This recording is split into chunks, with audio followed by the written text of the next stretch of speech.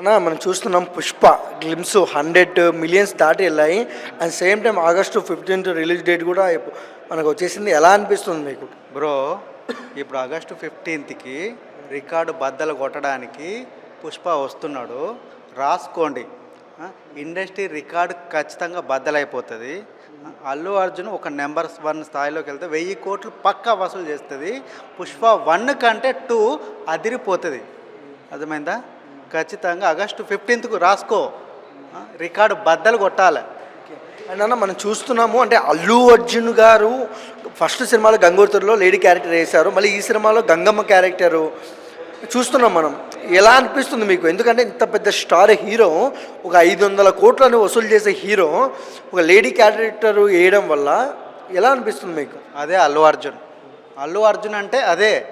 అంత పెద్ద స్టార్ అయినా కూడా ఇలాంటి క్యారెక్టర్ చేయాలంటే ఒక ధైర్యం ఉండాలి, ఒక దిల్లు ఉండాలి. అలాంటి వ్యక్తి అల్లు అర్జున్.